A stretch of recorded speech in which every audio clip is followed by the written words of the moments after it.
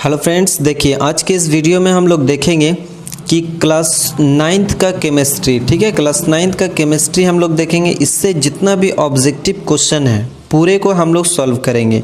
ये जो चैप्टर है आपका हमारे आसपास के पदार्थ से लिया गया है, ठीक है। हमारे आसपास के पदार्थ से जितना भी ऑब्जेक्टिव क्वेश्चन है उसको इस वीडियो में हम लोग क्या करेंगे, सॉल्व करेंगे।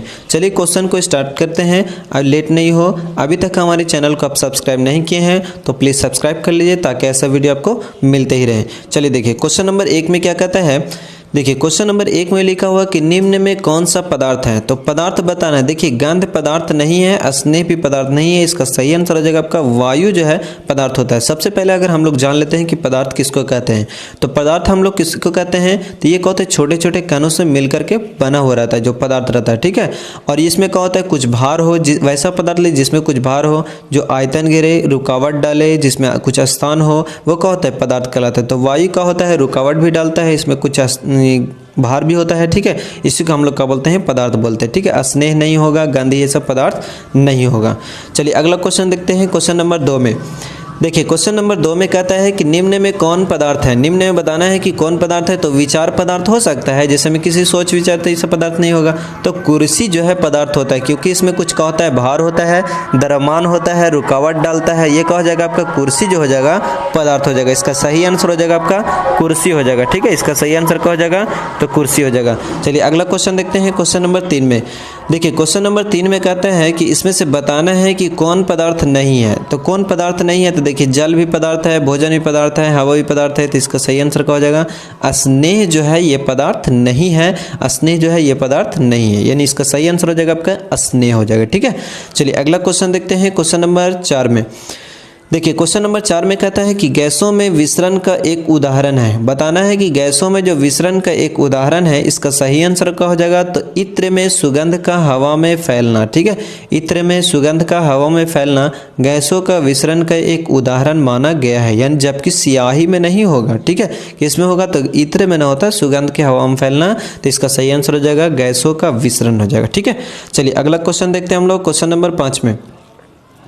देखिए क्वेश्चन नंबर 5 में कहता है निम्नांकित में द्रव्य में कौन निश्चित है, ठीक है। द्रव्य में कौन निश्चित है, तो द्रव्य का जो आयतन होता है वो निश्चित होता है और आकार का होता है तो अनिश्चित होता है। यानी कि जब भी ये गिरेगा तो नीचे ही, यानी कि आयतन इसका फिक्स है, आकार में अनफिक्स है, यानी कि बहुत ज़्यादा बढ़ सकता है। अगर बोतल में डाल देते हैं तो क्या हो जाता है, बोतल के आकार का हो जाएगा। अगर मान लीजिए बाल्टी में डाल दीजिए तो बाल्टी के आकार का हो जाएगा।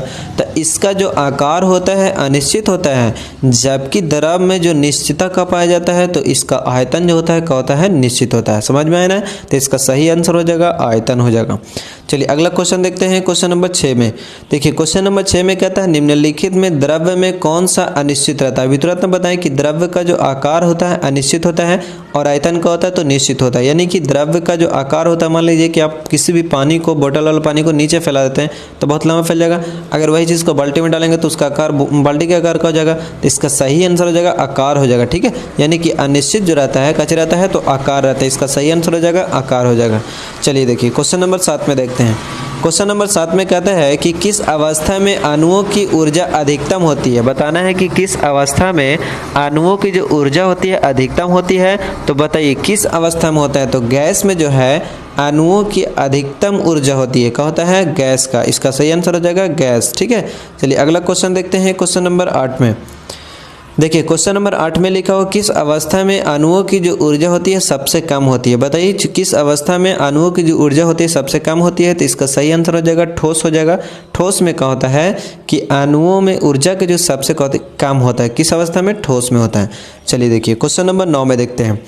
क्वेश्चन नंबर 9 में लिखा हुआ है कि पदार्थ की किस अवस्था में अंतराणुक बल होता है, प्रबलतम होता है। तो प्रबलतम जो होता है पदार्थ के अणु जो होता है, अंतराणुक बल जो होता है प्रबलतम किस अवस्था में होता है, तो ठोस अवस्था में होता है। किस में होता है, तो ठोस में होता है। इसका सही आंसर हो जाएगा ठोस। अगर ठोस समझ रहे हैं ना, इसका आकृति और आयतन दोनों फिक्स रहता है, ठीक है। ये चीज़ को समझ लीजिए, जैसे में पेन हो गया, फ़ोन हो गया, मोबाइल हो गया, ये सब जितना भी है अलग चीज़ें, यही सब ठोस पदार्थ हैं। चलिए क्वेश्चन नंबर देखिए 10 में देखते हैं।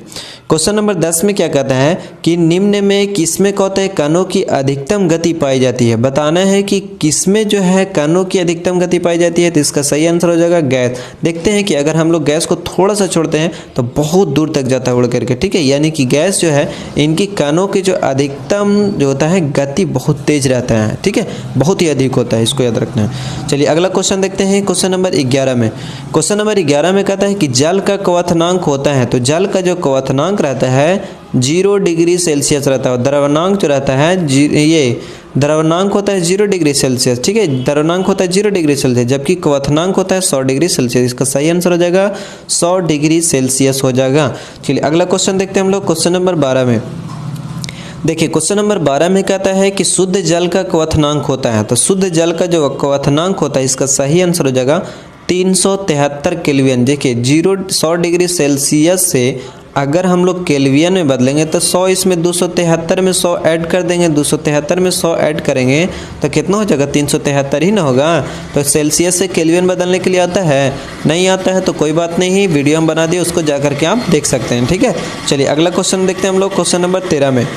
देखिए क्वेश्चन नंबर 13 में कहता है कि बर्फ का गलनांक होता है। तो बर्फ का जो गलनांक होता है कितना होता है 0 डिग्री सेल्सियस होता है। इसका सही आंसर हो जाएगा आपका 0 डिग्री सेल्सियस होगा। बर्फ का गलनांक कितना होता है 0 डिग्री सेल्सियस होता है।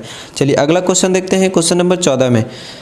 देखिए क्वेश्चन नंबर 14 में लिखा हो कि बर्फ का गलनांक जो है कितना होता है। तो 273, क्योंकि 0 डिग्री सेल्सियस के बराबर होता है 273 केल्विन होता है, ठीक है। के लिखा हो यानी कि केल्विन होगा, 273 केल्विन होता है। तो कितना होगा 273 केल्विन ना होगा, क्योंकि इसका गलनांक होता है 0 डिग्री सेल्सियस होता है। तो इसका केल्विन में बदलेंगे तो 273 हो जाएगा। चलिए अगला क्वेश्चन देखते हैं क्वेश्चन नंबर 15 में। देखिए क्वेश्चन नंबर 15 में कहता है कि 300 केल्विन तापक्रम में बराबर होता है। तो 300 केल्विन तापक्रम में बराबर होता है आपका कितना होता है 27 डिग्री सेल्सियस होता है। इसका सही आंसर हो जाएगा 27 डिग्री सेल्सियस हो जाएगा, ठीक है। क्योंकि 273 डिग्री सेल्सियस बराबर 273 डिग्री केल्विन बराबर 0 डिग्री सेल्सियस होता है। तो इसमें अगर हम लोग 27 ऐड कर देते हैं तो कितना हो जाएगा 0 हो जाएगा, ये भी 0 हो जाएगा, 3 हो जाएगा, ठीक है। तो 300 हुआ ना, तो 300 तापक्रम पर कितना बराबर होगा तो 27 डिग्री सेल्सियस होगा। आपको इसमें से 273 घटा देना है 300 में से, तो आपका आंसर आ जाएगा, ठीक है। चलिए अगला क्वेश्चन देखते हैं हम लोग क्वेश्चन नंबर 16 में। देखिए क्वेश्चन नंबर 16 में कहता है कि 573 केल्विन ताप बराबर होता है। देखिए 500 अगर 73 में से हम लोग 273 को घटा दिया जाए तो कितना बचेगा तो 0 होगा, घटाना है तो 7 में 7 गया 0 बचेगा, तो 300 ना हुआ तो इसका सही आंसर क्या हो जाएगा तो 300 डिग्री सेल्सियस हो जाएगा। केल्विन और सेल्सियस में बदलना है, अगर केल्विन से सेल्सियस में बदलना है तो आपको माइनस करना होगा, ठीक है। और अगर सेल्सियस से केल्विन में बदलना है तो क्या करना होगा प्लस करना होगा 273, ठीक है। इस चीज़ को ध्यान में रखिएगा। चलिए अगला क्वेश्चन देखते हैं हम लोग क्वेश्चन नंबर 17 में। देखिए क्वेश्चन नंबर 17 में लिखा हुआ कि 25 डिग्री सेल्सियस तापक्रम बराबर, बताए ना कि 25 डिग्री यानी कि 273 में प्लस करना है 25, तो प्लस कर दीजिए तो कितना होगा 8 हो जाएगा, 9 हो जाएगा, 2 होगा तो 298 हुआ ना, तो 298 केल्विन होगा। इसका सही आंसर हो जाएगा आपका 298 केल्विन हो जाएगा, ठीक है। चलिए अगला क्वेश्चन देखते हैं हम लोग क्वेश्चन नंबर 18 में। देखिए क्वेश्चन नंबर 18 में कहता है कि 373 तापक्रम पर कितना होगा, तो सही बताएं वही चीज़ आंसर होगा, जोड़ देना है, सिर्फ कितना जोड़ना है 273 जोड़ देना है, ठीक है। तो कितना हो जाएगा 646 हो जाएगा। इसका सही आंसर हो जाएगा 646 केल्विन हो जाएगा, ठीक है। चलिए अगला क्वेश्चन देखते हैं क्वेश्चन नंबर 19 में।